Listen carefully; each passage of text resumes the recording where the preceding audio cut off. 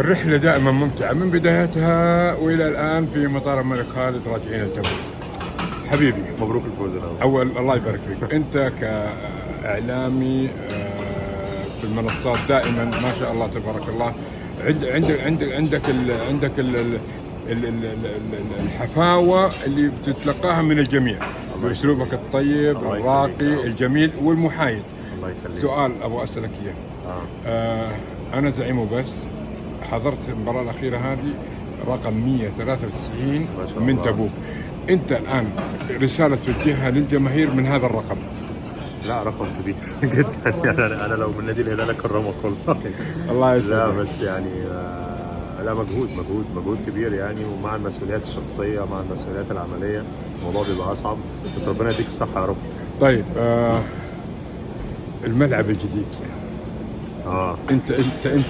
انت ايش رايك فيه؟ ايش رايك في الفكره؟ وايش حيكون دورها علي انا كجمهور وعلى النادي؟ لا ولا الجمهور بالتاكيد هيبقى اريح افضل، تجربه التشجيع، تجربه الحضور نفسها تبقى اجمل، واكيد للعيبه نفسها التجربه بالكامل، لان الجمهور حسب ما الجمهور بيحس ده بينعكس على الملعب، بينعكس على المباراه كلها وعلى اللعيبه طبعا. انت الاجمل الله يكرمك. سعيد فيك يا حبيب قلبي. تسلم تسلم يا كوتش، مع السلامه.